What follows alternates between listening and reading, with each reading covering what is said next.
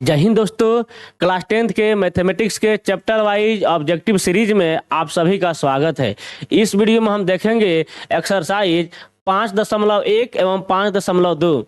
5.1 में मात्र 2 क्वेश्चन है, इसलिए हम लोग 5.2 का आधा क्वेश्चन इस क्लास में देख लेंगे और आधा क्वेश्चन दूसरे क्लास में यानी पार्ट 2 में देख लेंगे।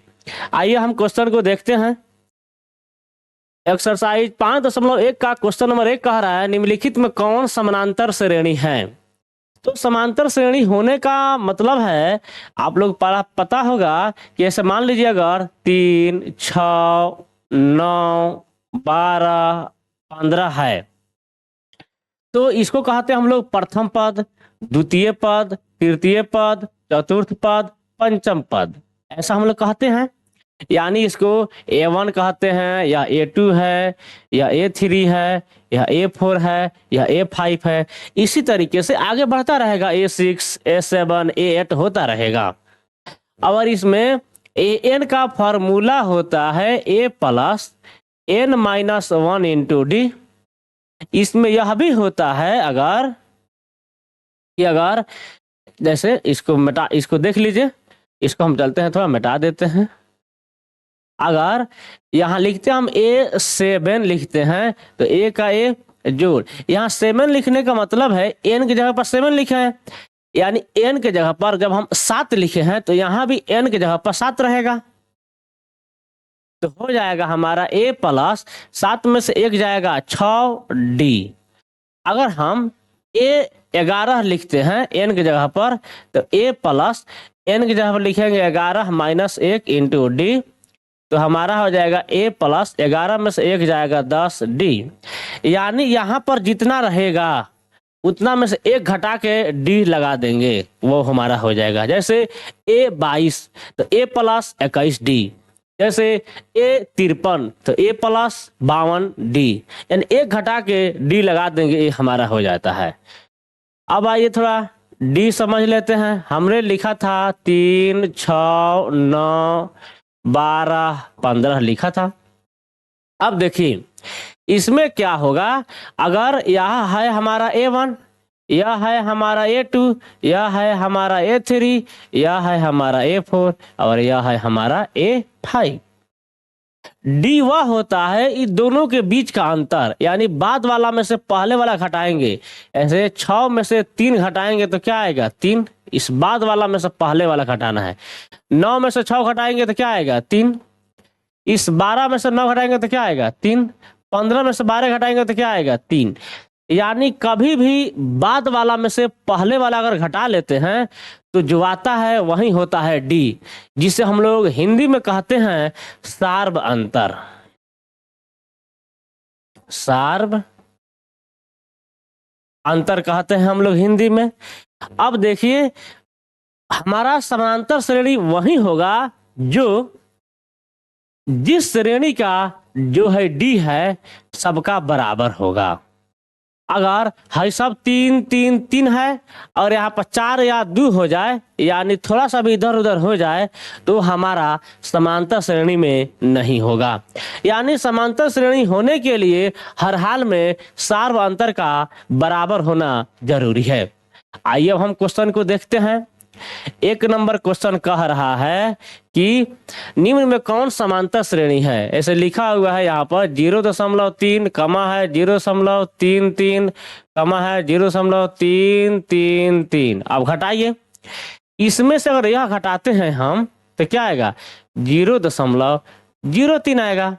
इसमें से यह घटाएंगे तो, और इसमें से यह घटाते हैं हम तो हो जाएगा 0.003 आ जाएगा।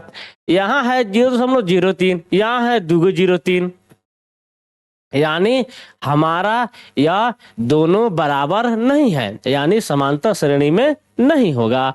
अब आइए यहाँ पर क्वेश्चन पर चले आते हैं। क्वेश्चन पर ही हम चले आते हैं। अब देखिए यहाँ 11 है या 1 है, 11 में से 1 जाएगा तो 10 होगा। यहाँ 111 है, यहाँ पर 11 है, तो 111 में से 11 घटाएंगे तो 100 आएगा।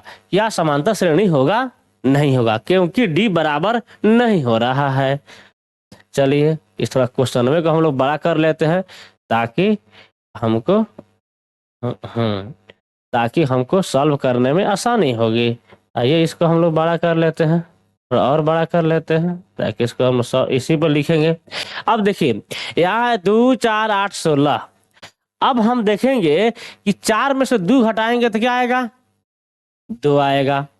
8 में 4 घटाएंगे तो क्या आएगा, 4 आएगा। 16 में से 8 घटाएंगे तो क्या आएगा, 8 आएगा। क्या बराबर है, कहिएगा सर बराबर नहीं है, यहाँ 2 यहाँ 4 यहाँ 8 बराबर नहीं है। ना यह है ना यह है ना यह है। जब 3 का ऑप्शन कट गया तो चौथा ऑटोमेटिक हो जाएगा आंसर। आइए घटा के भी देख लेते हैं। -4 में से 0 घटाएंगे तो आएगा -4।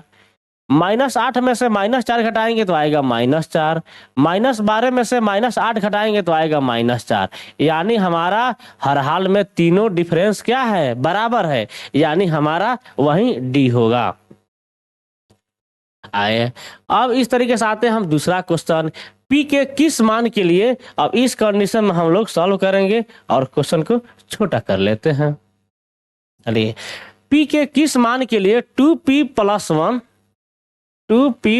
1 और 13 कमा है 13 और कमा है 5p - 3 है, -3 कह रहा है समांतर श्रेणी में होगा। तो समांतर श्रेणी होने के लिए क्या होना चाहिए, बाद वाला में से पहले वाला घटाने पर और इसमें से यह घटाने पर बराबर होना चाहिए। यानी 13 - 2p + 1 बराबर होना चाहिए 5p - 3 - 13। जब बराबर हो जाएगा, क्योंकि इस बाद वाला में से पहले वाला घटाएंगे और इस बाद वाला में से पहले वाला घटाएंगे, दोनों बराबर आएगा तो कहेंगे समांतर श्रेणी में है।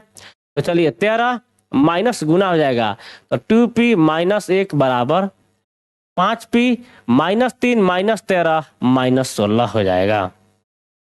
चलिए अब देखिए 13 में से 1 जाएगा 12 - 2p। अब ऐसा कर लेते हैं हम, 2p इधर माइनस है उधर भेज देंगे प्लस हो जाएगा, और 16 माइनस है इधर भेज देंगे तो प्लस हो जाएगा। तो 5p और 2p माइनस है इधर आके 2p प्लस हो जाएगा। तो 16 और 12 28 हो जाएगा और 5p 2p 7p हो जाएगा। तो यह हमारा कट जाएगा 7 चौका 28, यानी p का मान हमारा चला आएगा 4। यानी इस कंडीशन में हमारा p का मान 4 होगा, यानी 2 का ऑप्शन नंबर बी हो जाएगा। अब आइए 5.2 देखते हैं। इसका क्वेश्चन नंबर 1 कह रहा है 4 10 16 22 28 का सारवंतर क्या है। तो सारवंतर निकालने के लिए क्या करते हैं, बाद वाला में से पहले वाला घटा लेते हैं। तो 10 में से 4 जाएगा, क्या बचेगा 6, ऑप्शन नंबर बी। आइए 2 नंबर, जब एपी के प्रथम पद 2 है और सारवंतर 3 है तो एपी के 3 पद लिखना है।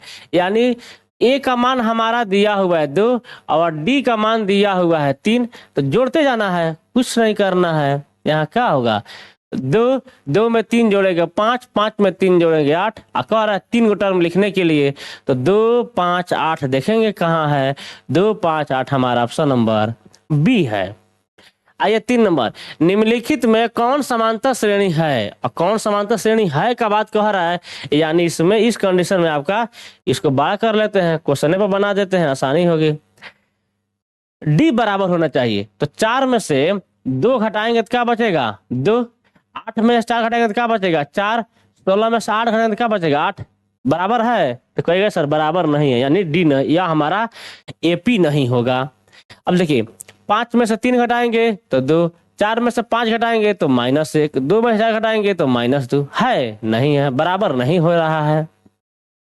यहां देखेंगे 6 में से जब 10 घटाएंगे तो आएगा +4, -2 में से -6 घटाएंगे तो +4 और इसमें से घटाएंगे तो आएगा +4। यानी हर हाल में हमारा डी बराबर हो रहा है 4 4 4, यानी ऑप्शन नंबर बी हो जाएगा। अब कह रहा है कि पी के, चलिए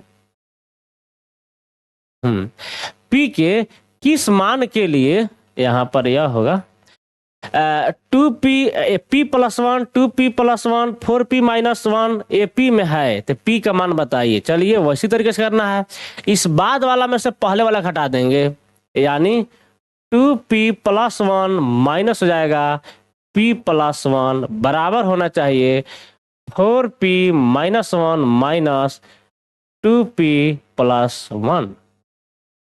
आइए सॉल्व करते हैं।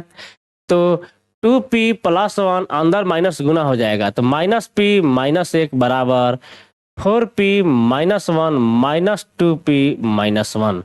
आइए सॉल्व कर लेते हैं, इसको हम करेंगे सॉल्व तो क्या होगा, यह एक माइनस में यह एक प्लस में कट जाएगा और 2p में से एक p गया तो एक p बचा, 4p इधर माइनस प्लस में इधर आके भेज देंगे तो माइनस 4p हो जाएगा बराबर में। अब नहीं अभी नहीं भेजेंगे, उधर सॉल्व कर लेंगे पहले तब करेंगे। तो बच रहा है यहाँ पर हमारे पास 2p में से एक p गया, p बच रहा है, 4p में से 2p घटेगा तो 2p और माइनस 1 माइनस 1 माइनस 2। ठीक, अब क्या करेंगे हम माइनस 2p को इधर प्लस 2p को इधर ला लेंगे तो माइनस 2p हो जाएगा बराबर में माइनस 2। अब एक p में से 2p घटाएंगे तो माइनस p बराबर में माइनस 2। इस कंडीशन में हमारा माइनस माइनस कट जाएगा तो p बराबर निकल जाएगा 2, यानी हमारा p का मान हो जाएगा 2, ऑप्शन नंबर बी। समांतर श्रेणी -10 -6 -2 और 2 का सार्वंतर है।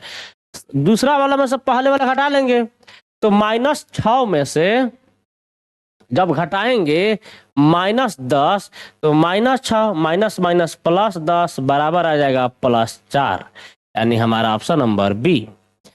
यदि छठा, यदि x + 2 3x एंड 4x + 1 समांतर श्रेणी में हो तो x का मान वही है, बाद वाला में से पहले वाला घटा लेंगे, 3x माइनस x + 2 करेंगे बराबर होगा 4x + 1 माइनस 3x।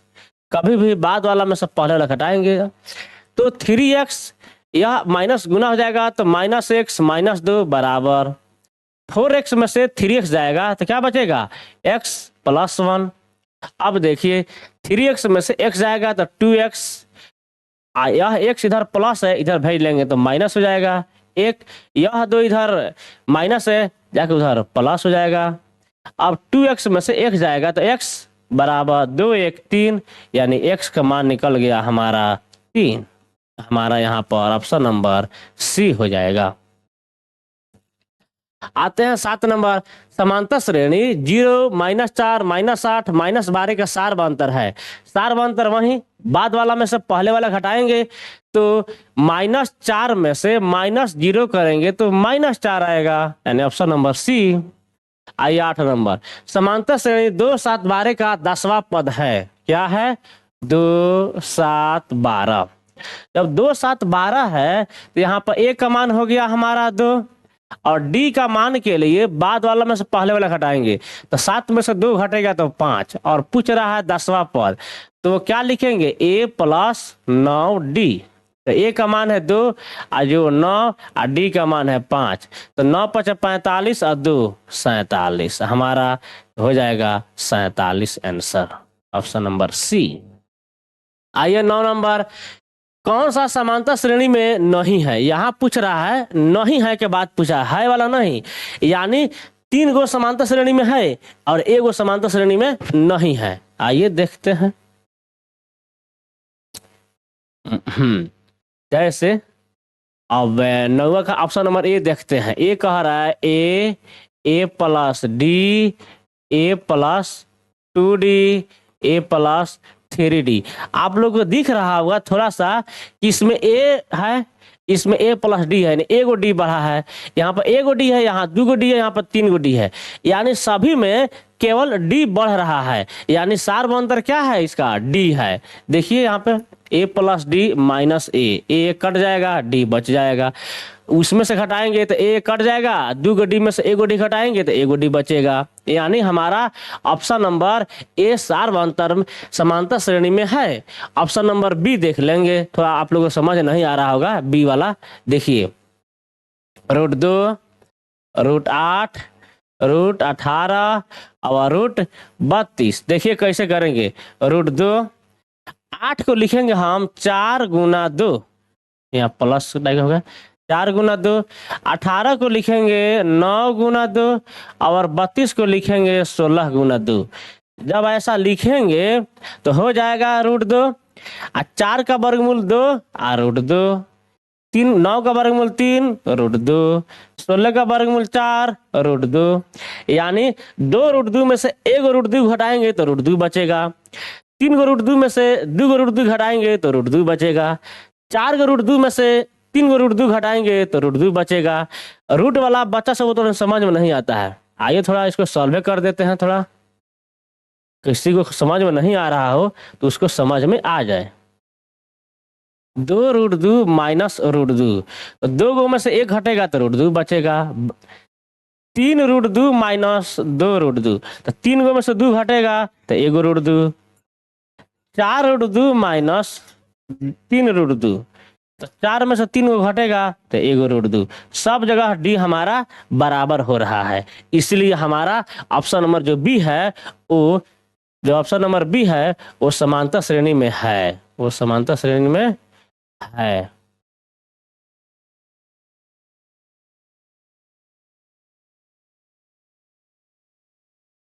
हाँ ठीक है। अब देखिए, अब हम आते हैं ऑप्शन नंबर सी में। कह रहा है 0.3, 0.33, 0.333। इस तरीके से हमारा, देखिए एक बार सी देख लेते हैं। 0.3, 0.33, 0.333। आइए घटाते हैं, इसमें से इसको घटाते हैं। 0.33 माइनस 0.3, या क्या आएगा 0.03 आएगा। इसमें से इसको घटाते हैं तो 0.3 को 3 माइनस 0.2 को 3 बराबर, यह आएगा 0.2 को 0.3, यही आएगा। जब घटाने पर यहाँ 1 को 0.3 था, यहाँ 2 को 0.3 था, क्या दोनों बराबर है? तो कहिए सर बराबर नहीं है। कह रहा है कौन समांतर श्रेणी में नहीं है? जब डी बराबर नहीं होता है तो यही समांतर श्रेणी में नहीं होगा, यानी ऑप्शन नंबर सी हो जाएगा। आइए डी भी देख लेते हैं कि समांतर श्रेणी में है कि नहीं है। देखिए एक बार डी नंबर देख लेते हैं। 1/3 में से 1/2 घटाइए, क्या आएगा? 3 दूना 6, 2 माइनस 3 क्या आएगा? -1/6। 1/6 माइनस 1/3, आइए करते हैं 6 का 6, 1 यहाँ का आएगा 3 दूना -2 -1/6। ऐसा ही करेंगे 0 -1/6 क्या आएगा? -1/6। देख रहे हैं सभी जगह -1/6 आ रहा है आपका डी, यानी आपका डी नंबर जो ऑप्शन है वह समांतर श्रेणी में है, सी वाला ऑप्शन नहीं था। आइए 10 नंबर, समांतर श्रेणी 25, 20, 15 में कौन प्रथम पद ऋणात्मक होगा? इसको लिख के देख लेना बेहतर होगा, नहीं तो ज्यादा हम लोग घूमते रह जाएंगे।